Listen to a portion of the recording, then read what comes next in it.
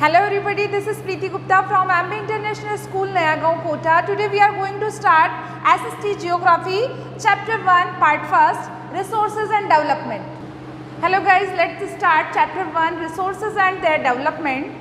Everything available in our environment which can be used to satisfy our needs provided. देखिए resources क्या होते हैं, everything available in our environment, सभी कुछ हमारे एनवायरनमेंट में अवेलेबल है which can be used to satisfy our needs provided. और हम उनका इस्तेमाल क्यों करते हैं? हमारी नीड्स को सेटिस्फाई करने के लिए। जो भी कुछ हमें प्रोवाइड होता है वो हम क्यों करते हैं? हमारी नीड्स को सेटिस्फाई करने के लिए। इट इज़ टेक्नोलॉजिकली एक्सेसिबल, और जो भी कुछ हमें नेचर से प्रोवाइड होता है वह कैसा होना चाहिए? It can be technologically accessible या टेक्नोलॉजिकली एक्सेसिबल होना चाहिए। मतलब जैसे कि हम गोल्ड का एग्जांपल लें, गोल्ड को हम माइन से निकालते हैं तो वह और के रूप में हमें मिलता है, फिर हमें उसे क्या करते हैं? टेक्नोलॉजिकली ट्रीटेड करते हैं, उसे कन्वर्ट करते हैं एक यूजफुल थिंग में। It's technological accessible. जो यह प्रोसेस होती है इसे हम क्या कहते हैं? Technologically accessible, economical, feasible. अब इकोनॉमिकली फीजिएबल का मतलब क्या है कि कोई चीज़ यदि हमें गेन करने में 1 लाख का क्या आता है? 1 लाख का एक्सपेंस होता है। माना कि हमने गोल्ड को माइन किया और उसको टेक्नोलॉजिकली कन्वर्ट किया तो इसमें कितना खर्च हो गया? 1 लाख रुपये खर्च हो गया। लेकिन जो उसके बाद आपको गोल्ड मिला उसकी वैल्यू कितनी है? 50,000 है। तो ये क्या हो गया? या हार्मफुल हो गया, ये घाटे का सौदा हो गया। तो हमें क्या होना चाहिए? जो भी रिसोर्सेज हमें अवेलेबल हो वो इकोनॉमिकली फीजिबल होना चाहिए, मतलब उसकी वैल्यू टेक्नोलॉजिकली एक्सेसिबल के बाद में उसकी वैल्यू ज़्यादा होनी चाहिए। And culturally acceptable can be termed as resources, और कल्चरली एक्सेप्टेबल होना चाहिए। माना कि गोल्ड का ही एग्जाम्पल हम कंटिन्यू करेंगे। गोल्ड है, यदि गोल्ड को हम प्रीशियस मेटल ना मानकर एक नॉर्मल मेटल मान लिया जाता हमारे कल्चर में तो हम इसको इम्पोर्टेंस ही नहीं देते। तो इसी तरह से जो रिसोर्सेज हमें नेचर के द्वारा प्रोवाइड होते हैं वह उनमें सबसे पहली चीज़ क्या होती है? Culturally acceptable. कल्चरली एक्सेप्टेबल होना चाहिए। हमारी संस्कृति या हमारी जो एंसेस्टर्स है या जो ह्यूमन बींग्स है उनके द्वारा एक्सेप्टेबल होना चाहिए। Can be termed as resources. अगर ये तीनों चीज़ें किसी प्रोडक्ट में है, किसी चीज़ में है तो वो क्या बन जाती है? रिसोर्स बन जाती है, और वह ह्यूमन बींग्स की नीड्स को फुलफिल करती है। It's called resource. Resources, classification of resources, first is natural resources and second is human resource. जो नेचुरल रिसोर्सेज को 2 पार्ट में डिवाइड किया है, renewable and non renewable. Renewable continuous और फ्लो, फॉर एग्जाम्पल विंड और water. देखिए जो renewable resources इस कैटेगरी में आता है विंड और वाटर। जैसे कि विंड को भी हम क्या कर सकते हैं? रिन्यू कर सकते हैं, वाटर को भी रिन्यू कर सकते हैं, रिसाइकल्ड कर सकते हैं। और biological, natural vegetation, forest and wild life. अब आता है non renewable, recyclable, for example metals. Non renewables वह रिसोर्सेज होते हैं जिनको हम रिसाइकल्ड नहीं कर सकते, और यदि रिसाइकल्ड होते भी हैं तो मिलियन एंड बिलियंस ईयर्स इसको रिसाइकल्ड करने में लग जाते हैं। Human structures and institutions, human को 2 कैटेगरी में डिवाइड किया गया है। First is structures and institutions and quantity and quality base पर।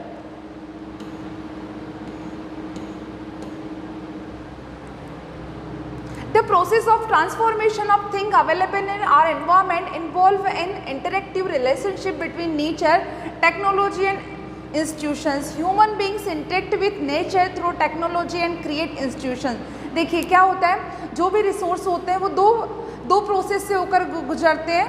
First is technology and second is institutions. Technology में क्या होता है? जैसे कि हमने एग्जाम्पल लिया था गोल्ड का। गोल्ड को हमने माइन किया और एक के रूप में हमने उसे कलेक्ट किया, फिर हमने उसे टेक्नोलॉजिकली कन्वर्ट किया एक यूटिलाइज थिंग के रूप में। तो यह जो प्रोसेस हो गई it's called technology. And second is institutions. इसको टेक्नोलॉजी में कन्वर्ट करने के लिए हमें इंडस्ट्री सेटअप करनी पड़ी, इसके लिए इंस्टीट्यूट सेटअप करना पड़ा तो जो रिसोर्सेज है वो दो प्रोसेस से होकर गुजरता है. First is technology, second is institutions. Human beings interact with nature through technology and create institution. Human beings क्या होता है, नेचर के थ्रू टेक्नोलॉजी में कन्वर्ट करता है किसी भी रिसोर्सेज को एंड क्रिएट इंस्टीट्यूशंस, और उसके लिए इंस्टीट्यूशंस क्रिएट करता है and accelerate their economic development. और उस प्रोडक्ट को, उस रिसोर्सेज को वो किस लिए यूज़ करता है, इकोनॉमिक डेवलपमेंट के लिए वह इस्तेमाल करता है. Do you think the resources are free gift of nature as assumed by many? They are not. देखिए, यदि आप ऐसा सोचते हैं कि जो रिसोर्सेज हैं या हमें नेचर का एक गिफ्ट है, दे आर नॉट, तो ऐसा नहीं है. Resources are function of human activities. जो रिसोर्सेज है वह फंक्शन ऑफ ह्यूमन एक्टिविटीज़ या human activities.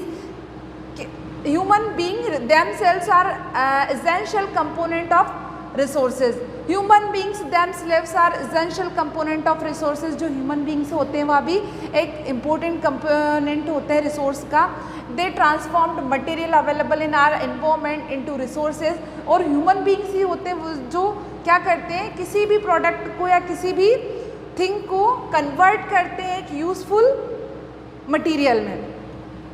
These resources can be classified in the following ways. और हम इन रिसोर्सेज को क्लासीफाइड कर सकते हैं फॉलोइंग वेज में. First is on the basis of origin. Origin के बेसिस पे हम इसको कैटेगराइज कर सकते हैं. तो we can divide into two category, biotic and abiotic. Second is on the basis of एग्जिस्टिबिलिटी.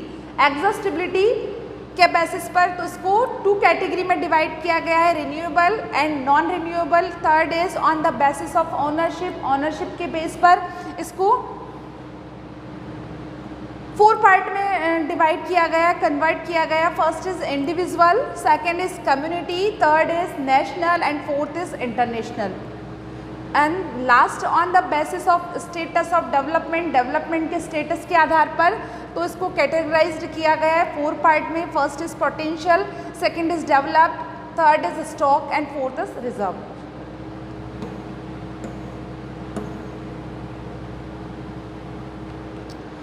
Now we read about types of resources in detailed. हम types of resources को डिटेल्ड फॉर्म में पढ़ेंगे. On the basis of origin, सबसे पहले हम start करें on the basis of origin. Origin के basis पर बायोटिक रिसोर्स सबसे पहले हम लेंगे. बायोटिक रिसोर्स को these are obtained from biosphere and have life such is human beings, flora, fauna, fisheries, live stocks etcetera. देखिए, बायोटिक रिसोर्सेज की category में कौन कौन आते हैं, वहाँ सारे रिसोर्सेज जो जीवित अवस्था में होते हैं, जिनके अंदर लाइफ होती है, इट्स कॉल्ड बायोटिक रिसोर्सेज.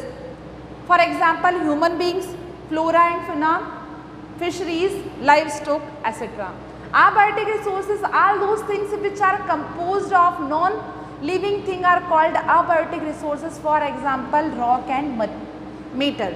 देखिए, abiotic resources क्या होते हैं, यहाँ भी नेचुरल रिसोर्सेज होते हैं, लेकिन इनमें ये नॉन लिविंग होते हैं या इनमें लाइफ नहीं होती. It's called abiotic resources. For example, rocks and metals. Second basis is on the basis of exhaustibility. Renewable resources, the resources which can be renewed or reproduced by physics, chemical and mechanical process. देखिए, वहाँ resources जिनको हम फिर से क्या कर सकते हैं, रिन्यू कर सकते हैं, चाहे वह फिजिकल प्रोसेस से, चाहे केमिकल प्रोसेस से, चाहे मैकेनिकल प्रोसेस से. किसी भी प्रोसेस का इस्तेमाल करके रिसोर्सेज को रिन्यू करना आर नोन इज रिन्यूएबल और रिप्लेनिशेबल रिसोर्सेज. इस तरह के रिसोर्सेज को रिन्यूएबल और रिप्लेनिशेबल रिसोर्सेज कहते हैं. For example, solar and wind energy. Example के रूप में आप लेंगे सोलर और विंड एनर्जी को. Water, forest and wild life etcetera. The renewable resources में further be divided into continuous और फ्लो. देखिए, जो ये सारे जो एग्जाम्पल लिए हमने, किसके एग्जाम्पल लिए, रिन्यूएबल रिसोर्सेज को हम इनको डिवाइड कर सकते हैं और इनको कंटिन्यू प्रोसेस में ला सकते हैं. Next category is non renewable resources. These occur over a very long geological time. Minerals and fossil fuel are examples of such resources. These resources take millions of years in their formation. देखिए non renewable resources वह resources होते हैं जिनको या तो renew ही नहीं किया जा सकता या फिर इनको रिन्यू तो किया जा सकता है लेकिन इनका जो रिनोवेट किया जाता है या इनको रिन्यू किया जाता है उसमें कितना टाइम लग जाता है, मिलियंस ऑफ ईयर्स, मतलब बहुत लंबा समय इसके लिए हमें तय करना पड़ता है। ऑफ देयर फॉर्मेशन, इनकी फॉर्मेशन में मिलियंस ऑफ ईयर लग जाते हैं। For example minerals and fossil fuel और मिनरल्स की फॉर्मेशन में मिलियंस ऑफ ईयर्स लगते हैं। Some of the resources like metals are recyclable and some like fossil fuels can not be recycle. देखिए इन रिसोर्सेज में भी कुछ रिसोर्सेज ऐसे होते हैं जैसे कि मेटल, इसको रिसाइकल किया जाता है, and some like fossil fuel, लेकिन जो फॉसिल फ्यूल है कैन नॉट बी रिसाइकल्ड, इसको रिसाइकल्ड नहीं किया जा सकता and get exhausted with their use, और यहाँ इसकी कंटिन्यूस यूज़ से ये क्या हो जाते हैं, एग्जॉस्टेड हो जाते हैं या फिनिश हो जाते हैं। अब नेक्स्ट कैटेगरी है on the basis of ownership, ownership के बेसिस पर इंडिविजुअल रिसोर्सेज। तो इसमें सबसे पहले हम समझेंगे इंडिविजुअल रिसोर्सेज के, जैसे कि इसके टाइटल से ही पता चलता है इंडिविजुअल या पर्सनल रिसोर्स, जिस पर हमारा पर्सनल राइट होता है, इट्स कॉल्ड इंडिविजुअल रिसोर्स। जैसे कि हमारा बैग, हमारा पेन, हमारी बुक, उस पर किसका राइट होता है, हमारा खुद का सेल्फ राइट होता है, इंडिविजुअल का राइट होता है, it's called individual resource. These are also owned privately by individual. Many farmers own land which is allotted to them by government against the payment of revenue. In village there are people with land ownership but there are many who are landless. देखिए आपने देखा होगा गाँव में कि किसानों के पास, बहुत सारे किसानों के पास अपनी खुद की ज़मीन होती है जिस पर वो फसल उगाते हैं, और बहुत सारे ऐसे होते हैं जिनके पास अपनी खुद की ज़मीन नहीं होती, वह किसी और की ज़मीन पर वर्क करते हैं और अपनी अर्निंग सोर्स क्रिएट करते हैं। Urban people own plots, urban शहरों में जो लोग होते हैं उनके खुद के प्लॉट्स होते हैं, हाउसेस होते हैं, एंड अदर प्रॉपर्टी, उनकी खुद की अदर प्रॉपर्टी होती है।